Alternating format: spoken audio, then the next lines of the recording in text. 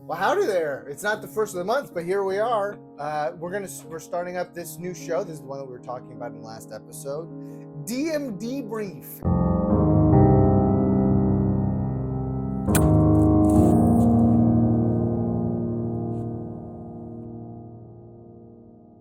Is what we've got as a working title. I think it's all right. We'll see if I can come up. I think it's pretty good. I think it's all right. But these are going to be one-on-one conversations, shorter form, like 10, 15. How if we get carried away, we get carried away. But they're going to be technically a shorter thing, but just one-on-ones between DM and PC/character. Well, player/PC. That would be a better way to put it.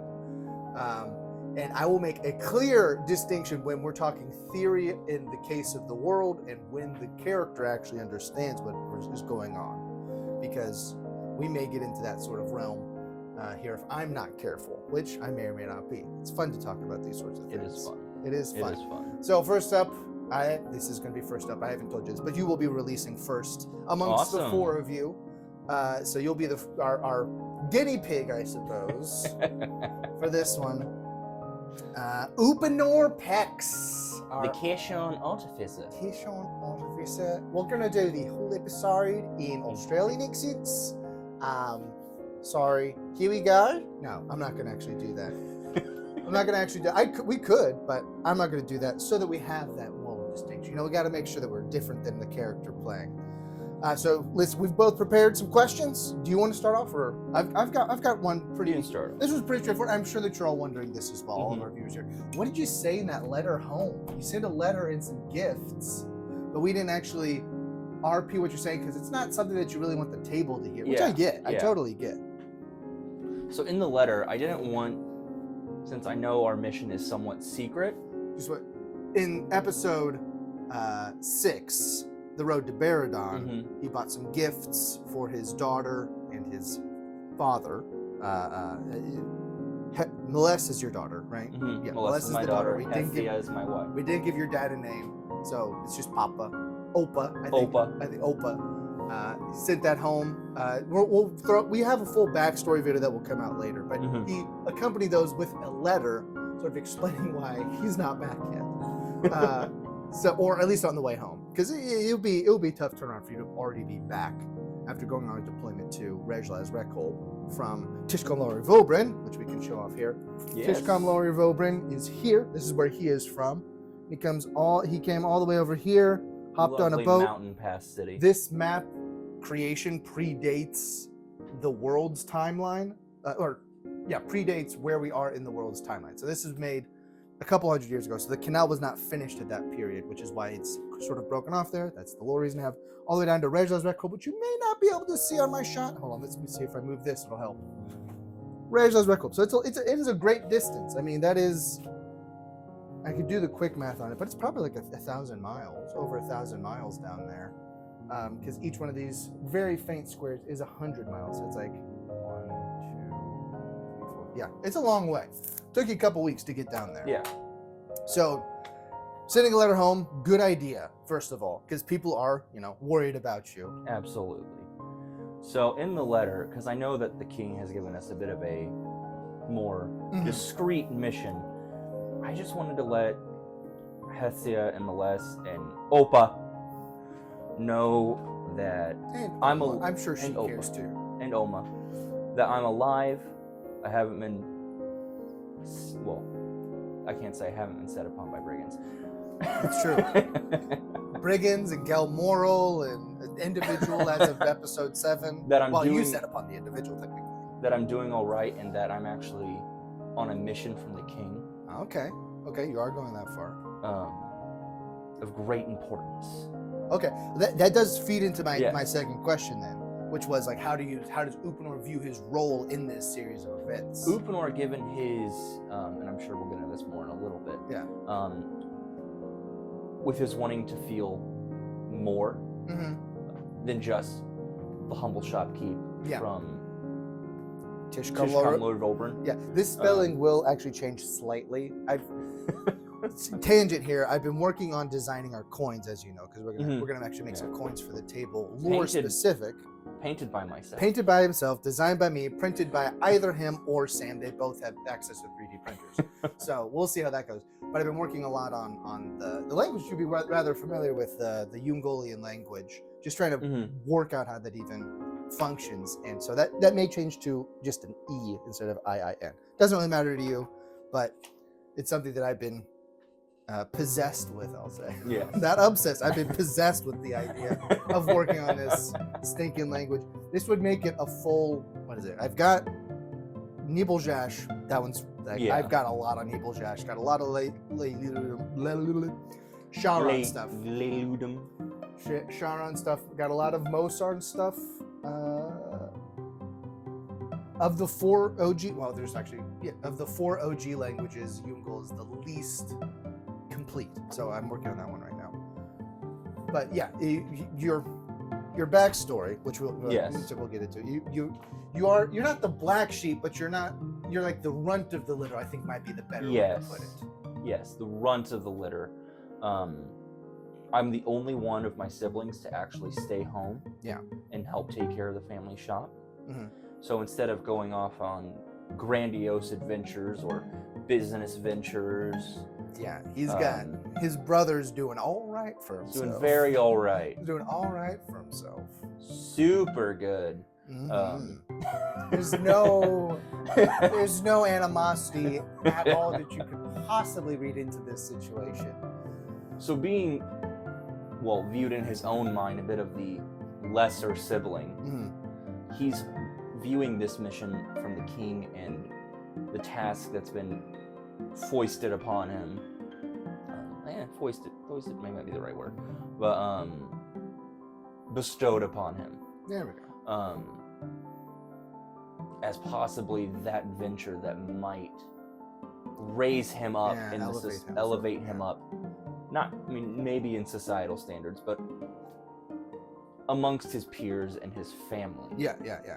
Those who know will know at this point. Yeah. Those in the know will know at this point. Okay. Yeah. So how far are you going to take it, though? How far is Ūpånōr willing to go with this? Because he's got a big pull to go back home to Loriir'vobriin. Mm-hmm. Well, depending on where the journey takes us, Ūpånōr cares about his family very deeply. Mm-hmm. Yeah. And he understands that what's going on is bigger than Tiish Loriir'vobriin. It threatens everyone, including his family. Yes, because if we're talking about big so cities, his major motivation, aside from elevating himself and becoming greater, amongst his peers and siblings and whatnot, is just protecting his family, and he views what's going on as a major threat. Yeah, because if we're talking about major cities getting wiped off the face of the earth, essentially, Tiish Loriir'vobriin is a major city. I mean, it's the bridgeway across the Kashars. I don't know if we spoke about that specifically, but this is the main avenue between the Feblesin side. It's a very, very high traffic pass. You got a lot of stuff going through there. Big population. Big Everyone knows economic Tiish. center. Everyone knows Loriir'vobriin. Have I told you what the name Eva is from? Have I told you? No, you have not told me the backstory of the name. So it ends up being multifaceted for Loriir'vobriin, because Tiish Loriir'vobriin just means a city of Tish's city. Colm is a combined conjunction for of the, and then Loriir'vobriin would mean speakers of truth, but speaking plainly is more accurate. But plainly, it essentially becomes truth in their language. So initially, this place was where the March of Zabul, one of the previous cataclysms, where a big old Nibeljash guy from Zhashka Gishgar got everybody combined after their tribal era and took over everything between the Kashars, around the Sholpash, and up through part of the Patpakin, but he got stopped at Tiish Loriir'vobriin. That's where the march was ceased. So it became a major city there because it was one of the already a pretty big city. A stronghold, A strong choke point stopping it was expansion. After the Great Schism, which was another one of the previous, and the Kasharn really became embedded within the Ūpʻonōr, became the separate entity that they are today. That was one of their first main settlements because it is the main connection between, at the time, the other two Mosarn territories. You know, the Feblis always would want to go over here to the, at the time, the Ūpʻonōr Riverlands. It's changed because let's see. Mosarn doesn't have a V sound in its name, in its language. Ūpʻonōr is the original name. So Ūpʻonōr from Ūpʻonōr. V's and F's. Like I said, at least 10 minutes unless we get sidetracked with some nonsense like that. So, but then it sort of grew into its name of Tiish Loriir'vobriin because that's where you actually developed, that's actually where the Plainspeak was developed. The communal language that can be spoken across all cultures. That's what most conversations, that's what the vast majority of our conversations in gameplay are in. It's in Plainspeak. It's the lingua franca, you know, everyone can speak it. It's English essentially, but it was created there. So Plainspeak actually takes its name from Loriir'vobriin as opposed to the other way around. Yeah. It would be more like Vobriin Loriir rather than Loriir'vobriin, because it would be plain speaking. That's how that would work. So your city is very famous. Yes. Yes. Now, all that to say, your city is very famous. But yes, I've noticed that you're committed to the cause, but you are holding back a little bit, aren't you? You don't really want to get in the fray. I don't. Ūpʻonor's whole, I mean, even like combatively,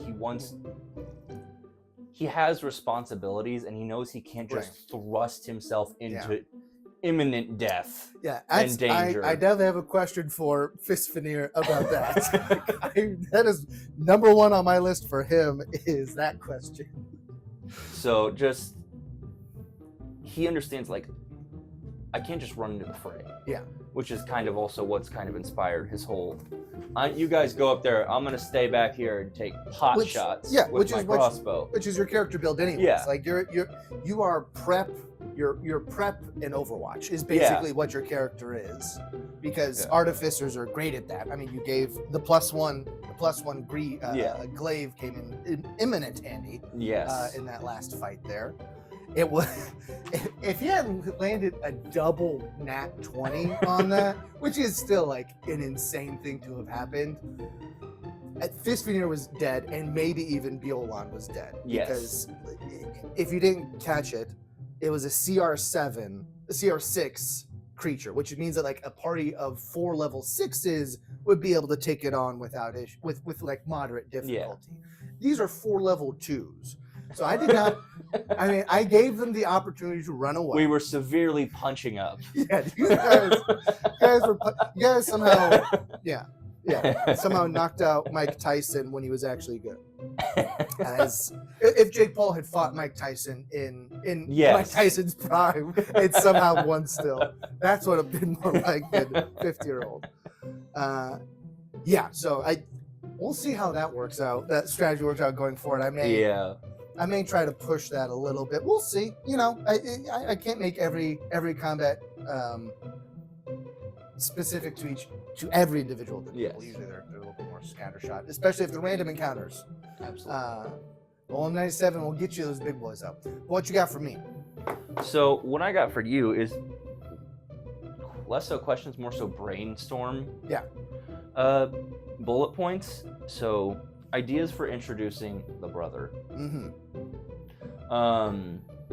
into the story. I had a couple ideas of just like slight ways to introduce him. One, and we briefly spoke about this off camera, was something happens back home where, you know, like, oh, they need something happens, something breaks, they don't have the money to fix it.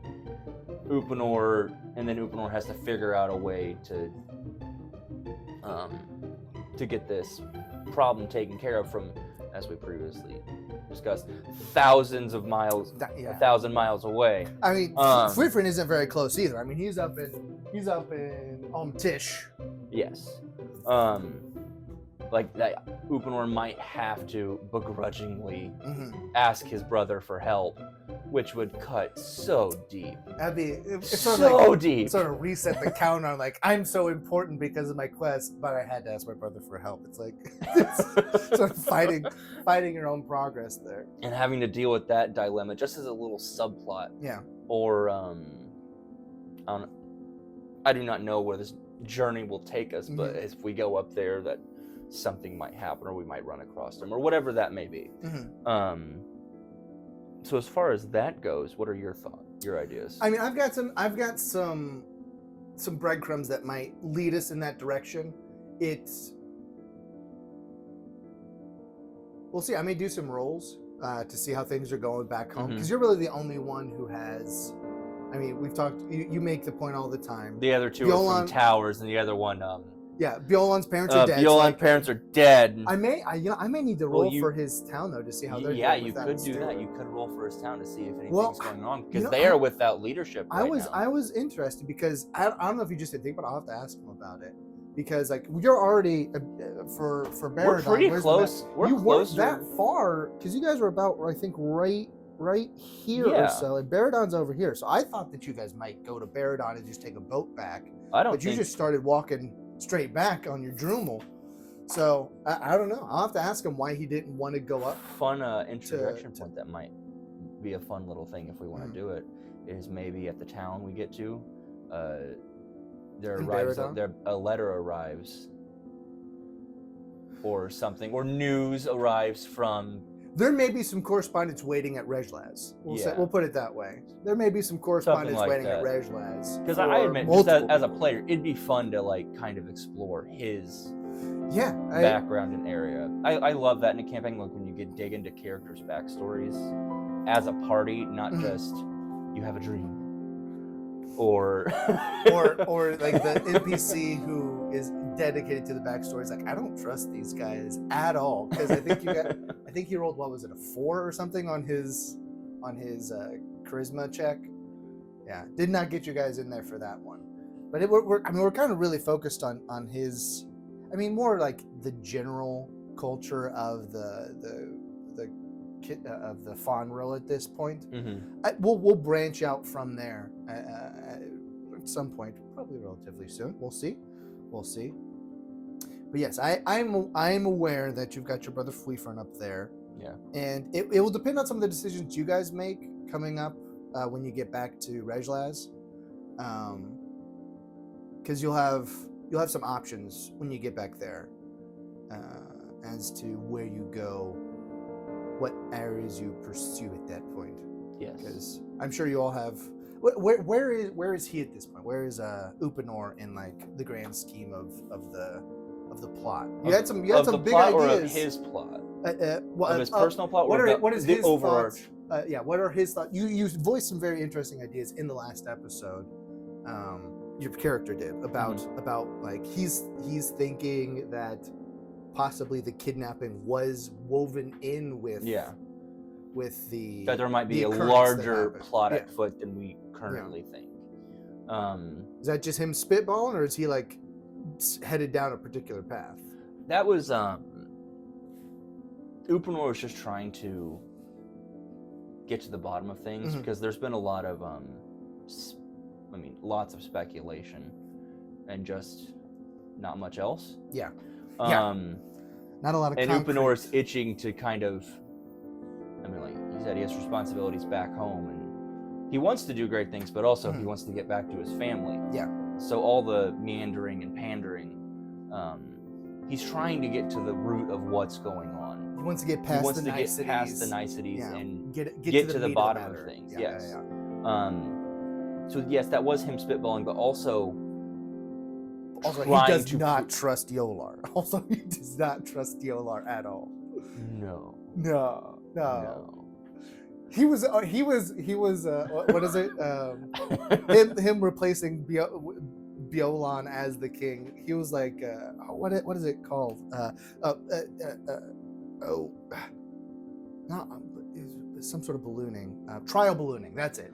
He was trying, just kind of floating it out there, see how receptive the group is to implanting Bjolon as king of the Fawn realm, because he don't got no faith. But yeah, we don't just like worrying about like, oh no, if the kingdom is being puppeted at the moment, that poses a massive threat back home. Actually, give me a check here. Give me a history here. I've got your +3 on history. That would be 12. 12? Okay. Yeah. I was going to see if you could maybe make some connections with that idea, but with a 12, probably not. It'll be tough for you to know that anyway. Yeah. I have to remember you rolled a 12. I'm starting to get our stats together. I'm trying to get our stats together. So you rolled an 9 + 3. Yeah. Okay. All right. Any other questions? Because we're definitely over 10 minutes at this point. Yes, we are over. The other thing I really just wanted to address was the progression of the fascination with the Zero Trickling. Mm-hmm. Yeah. And I had an idea, being that all the Nibolian machinations were all over the destroyed city at that point. Well, not all over, but mainly in like the palace area and up in the higher. The Zero Trickling specifically, yes, and all their stuff. That they would want to send someone or a group of someone's to reclaim and make sure that their stuff is okay, and that there may be some fun interplay between them and Ūpånōr, whether that interplay be, oh look, there's an unguarded crate, or a notebook left somewhere, just something for Ūpånōr to progress his research, or even at some point along the way back to Rejla's Rekkel, Ūpånōr finally puts together a prototype that will impress them enough for them to be like, interesting. We'll keep an eye on you, or something of that nature. When you've got some downtime, we'll definitely do some rolls for your progress, because you've been looking at it, but it's been pretty go. Yeah, on the trip hasn't up been to, much to real Baradon. downtime, and we've had downtime. It was like sleep for a little bit, try not to die. Yeah. It's like you guys slept outside of town one time, and it did not go well. No, it did not go well. Go back to episode. Fistveneer got right? pincushion. 5. Episode 5 taking the long full way. Boromir. Yeah. More so than even the javelin from the last episode. Yeah. He's had a tough roll of it. A tough go of it, for sure. Yet he keeps sprinting head on. That is question number 1. What's the deal with our squishy wizard riding headlong into battle? To be fair, it was an ambush the first time. The second time, no excuses. No excuses. So we're going to have to figure out what that's about. Okay. Well, that gets us sort of up to speed on you. Like I said, we'll have those videos for the true full backstory, what they have available to them as the PCs. Is my hand getting in the near future? His will be the first one up in that regard as well. But we're pushing for it. We've got some people working on it, so hopefully we can get that posted shortly rather than longly. No one says that. Sooner rather than later. But yeah, hey, check out the. Oh shoot! I was supposed to start this whole episode with a spoiler alert for episode 7. If you haven't watched it yet, well, it's too late now. But probably you get the gist of it. You should all come with a spoiler warning, because we're going to be talking about the most recent episode, episode 7. Episode 7. What did I call it? Oh, it was like Theories, Threats, and Thrashings. That's right. Theories, Threats. That is a great title. Yeah. Wonderful alliteration. Well, I had to figure out some way to encapsulate this episode, which was really just like one conversation and then one fight. So I was like, well, I mean, this is what it was, because it was exactly as I described it. Theories, Threats, and Thrashings. Theories, Threats, and Thrashings. And we've got that. All right, well, we'll be posting. So in between episodes, this is how it'll be working. Every Saturday, I'm going to be posting one of our DM debriefs with each of the 4 players getting 1 week in between the episodes, because the episodes the episodes come out first of the month, and that means we'll always have 4 Saturdays in between them. Yeah. They may end up coming out, I think that's, because unless it's February, which I'll have to look forward to, because that's only 28 days. Then we should have be able to get 4 in between each episode. So, well, thanks for joining me. We'll do this again soon. Do it again soon. If you have any questions for the next DM debrief, drop a comment. Head on over to upandoutshow.substack.com. You could leave some comments there on the most recent episode. If I like them, I'll ask them. So it's on you to come up with them. If you think if there's something else I should be asking, anything that you're particularly interested, even if it's just a lore question. I'll probably cover most of the lore questions with Wade because we've had conversations about the world of Ūpōnōr outside. Many conversations. He has probably the most lore, abstracted lore knowledge of anyone else, even with some like the grander schemes of things that are beyond most mortal comprehension within the world. But we'll get to those. That's more novel stuff anyway. So be on the lookout for that. Sure, be on the lookout for that coming out in indeterminate time in the future. But until then, go ahead and drop a like and subscribe. And we are also on podcast form if you prefer not looking at us. Most people don't like to look at us, so I understand that. Apparently, we're all the same. We're all the same person. I think it's just bots at this point. I think one real person may have made the comment, and then the bots have picked up on it, and they just repeat it. And I also have a conspiracy theory about it, but I'll leave that for after these cameras go off right now.